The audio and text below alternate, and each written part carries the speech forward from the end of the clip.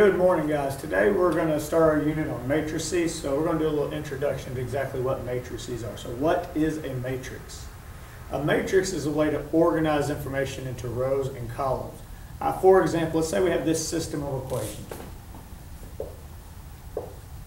2x minus 3y equals 7. 5x plus 2y equals 8. And we want to perform a variety of manipulations on this system. So we can put it into a matrix because a matrix is very flexible in the types of things we can do. There's a wide variety of types of calculations that we can do on a matrix. So let's just say that this is going to give us matrix A. We'll let the first equation be our first row. 2, -3, and 7. Second equation will be the second row. 5, 2, and 8. So all we've done is taken this system and we put it into a matrix. First equation was our first row.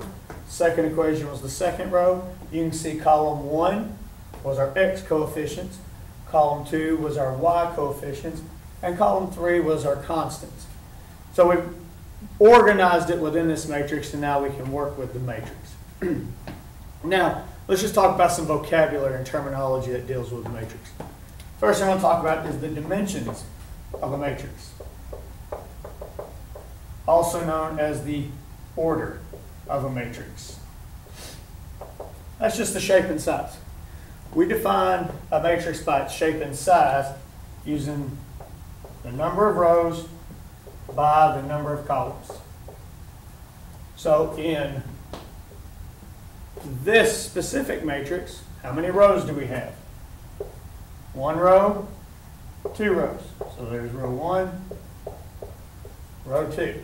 How many columns do we have? 1, 2, 3. So from left to right, column 1, column 2, column 3. So the dimensions or the order of this matrix will be 2 rows by 3 columns. Very important that we identify that in that order every single time, because a lot of the operations are very dependent on putting matrices together that are of the same size or same order, or they have specific elements of those orders that do correspond, allow us to be able to manipulate them in a certain way. So this dimension or order of a matrix is the number of rows by the number of columns. Remember, rows run horizontally, columns run vertically. Now let's talk about the specific items within the matrix. We call each of those an entry. We call each of those an entry. For example, this -3 right here, also known as an element, depending on what text or source you're looking at. So it could be an entry or an element. I'll refer to it in both ways. Now that has a specific location. We call the location of that entry the address of it. Just like your address is the location of your house, the address of this school building is the location of this school building. Well, the location of that specific entry or element within a matrix has an address also. And that location is set up the same way we set up the dimensions. So,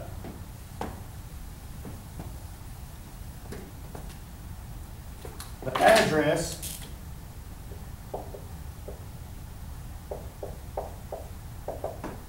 is always going to be A sub ij. A sub ij. A just means an element of matrix A. Say this was a matrix B here, this would have been B. This is matrix J, this is BJ. This is matrix Z, this would be a lowercase z. So this is just an element of matrix A, and then these are the positions. This is its row number, this is its column number. So in our specific example right here, the address of this -3 here, it is in the matrix A, it is in row 1, column 2. Row 1, column 2. That's the address of that element. So we could specify anything. I could say, what element is in row 3, column 2? Well, we don't have a row 3 in this one. I'm in row 2, column 3. So row 2, column 3, that would be the 8. Row 1, column 1. Row 1, column 1, that would be the 2. Row 1, column 3. Row 1, column 3, that would be the 7. So the order is very specific, but it's the same order that we use when we're defining our dimensions or order of the overall matrix. So that helps you, row, then column.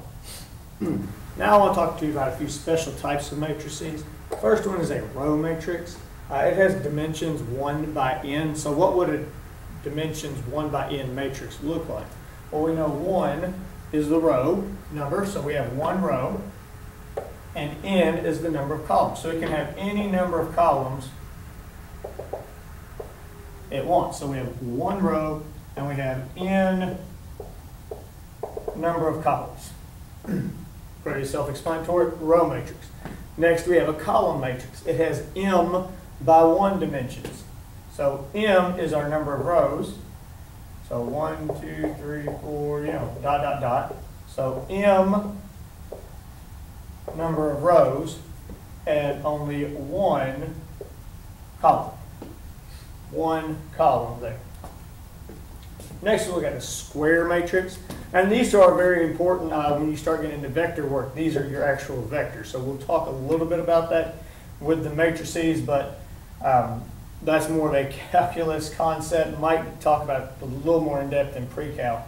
But being able to see the rows or columns of a matrix as a specific vector is very, very important.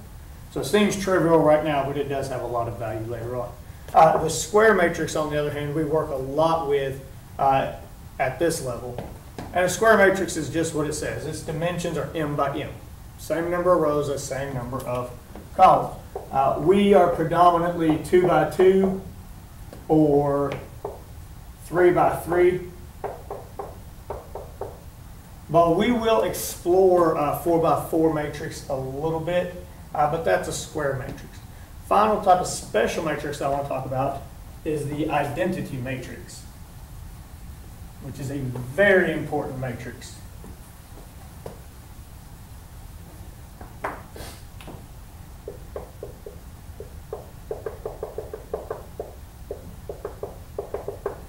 This is the equivalent of a 1 in normal numbers, in normal arithmetic, for multiplication purposes. The identity matrix is the matrix that I can multiply a matrix by to put me back where I started. So just like I can take 2 times 1 to equal 2, well, I can do a matrix times this, and it'll put me with the exact same matrix. So matrix A times the identity should put me back at matrix A. Now the matrix, there's lots of different sizes, and identity matrix is always a a square matrix. So we have the 2 by 2 matrix.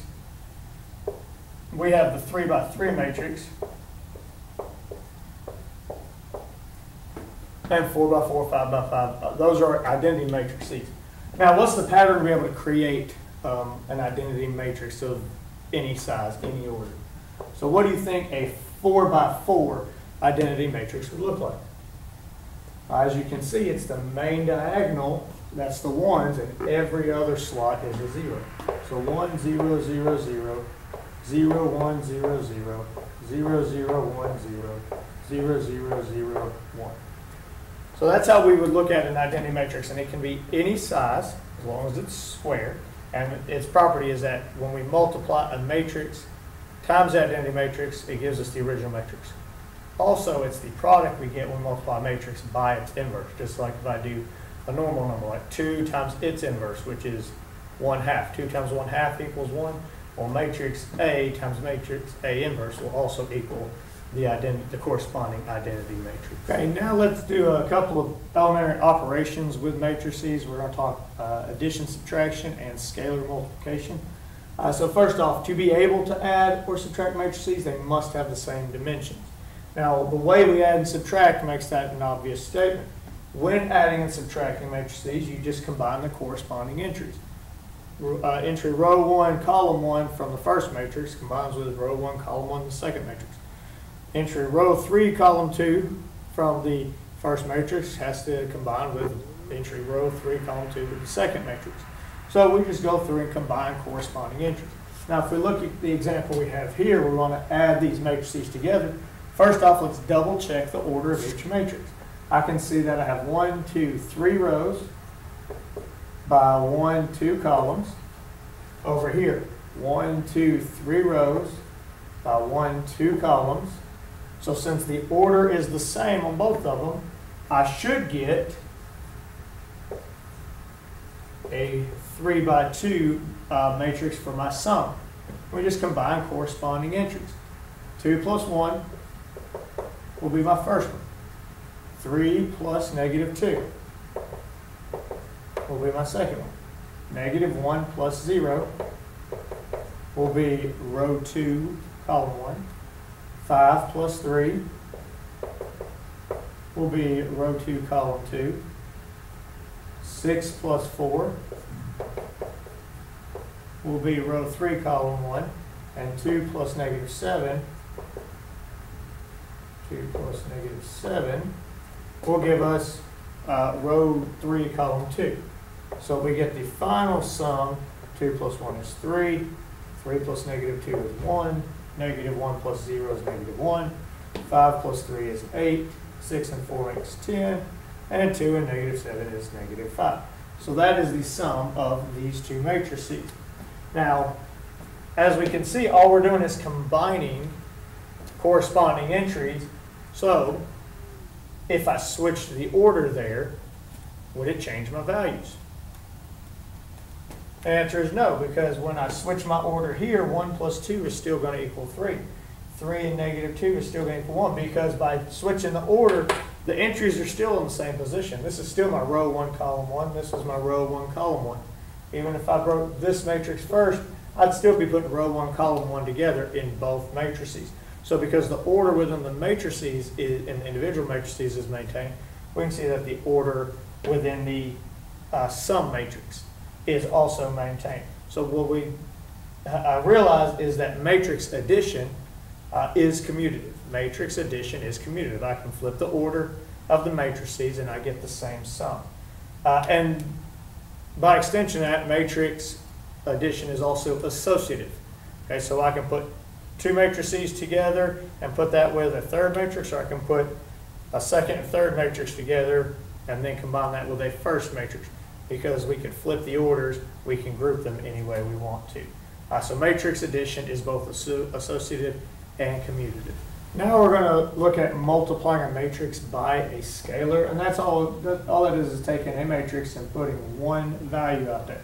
Now a scalar just magnifies everything in the matrix by the same value. So when multiplying by a scalar, multiply every entry in the element by the scalar. You can think of it as a distributive property type of thing, where you just distribute this scalar to every single entry within the matrix. Now if I multiply every entry in the matrix by the same value, is that going to change the size of the matrix? Are the dimensions going to change? Are we going to increase or decrease our number of rows, or increase or decrease our number of columns by simply multiplying every value in the matrix by the same number? The answer is no. So all it changes is the value, so we should get the exact same size matrix. So we can see this one is 2 rows by 2 columns. We have a square matrix right here. And when I distribute that 1/2 to every single entry, 1/2 times 3 is equal to 3/2. 1/2 of 6 is 3. 1/2 of -4 is -2. And 1/2 of 9 is 9/2. Still a 2 by 2 matrix, just each value is half of what it was originally. So if I looked at this second example right here, how many rows? 2 rows by 1, 2, 3 columns. So I should get a 2 by 3 matrix for my product. We distribute. 0 times -1 is 0. 0 times 2 is 0. 0 times 1 is 0. Times 3 is 0. Times 4 is 0. And times 7 is 0. Same matrix, or same size matrix, same dimensions, just every value has been multiplied by this scalar, which happens to be 0. Now, this is actually a special type of matrix called the zero matrix. Great name, right? I don't know where they came up with it at. So, every single element or entry within a matrix is 0, then we call that the zero. So, let's put all the scalar multiplication and the addition and subtraction together. We have these two matrices, matrix A, matrix B. We have the expression 2 times matrix A minus 3 times matrix B. Now we want to evaluate that. Pretty straightforward. We just substitute in so that it becomes 2 times matrix A, which is 2, 1, 4, negative 7, and 3, 1, minus 3 times matrix B. 0, negative 2, negative 3, 1, and 6, 8. From there, it's really following the order of operations type of thing. We've got to multiply before we can add or subtract. So we're going to multiply each of these by the scalars. So I distribute this 2 to every element within this matrix. The order won't change, the size won't change. All I'm going to get is 4. 2 times 1 is 2. 2 times 4 is 8. 2 times negative 7 is negative 14. 2 times 3 is 6. And 2 times 1 is 2. Now I'm going to actually put a plus sign here. The reason I'm going to put a plus sign there is I'm not distributing the 3. I'm going to distribute the negative 3. I could make it a minus sign and distribute the 3, but I think it's easier to add negatives than always think about subtracting. So negative 3 times 0 still gives us 0. Negative 3, negative 2 is positive 6. Negative 3, positive 9. Negative 3 and 1 is negative 3. Negative 3 and 6 is negative 18. Negative 3 and 8 is negative 24. After we multiply, we now move to the add. We have a 3-row by 2 columns. 3 rows by 2 columns. And so that should produce 3 rows by 2 columns. Let's see. 4 plus 0 is 4. 2 and 6 is 8. 8 and 9 is 17. Remember, just adding or combining the corresponding entries. Negative 14, negative 3 is negative 17.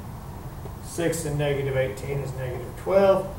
2 and negative 24 is negative 22. So, assuming all of my arithmetic is correct, this is the final expression when we combine 2 of matrix A and subtract 3 of matrix B for it. So that's your introduction to matrices. Talked about terminology, like what a matrix is, what the dimensions are, what an element is, what that element's address is. Also talked about a couple of elementary operations such as adding and subtracting matrices and multiplying a matrix by a scalar. Next lecture we'll talk about how to multiply matrices together. But until then, I'll see you in class tomorrow.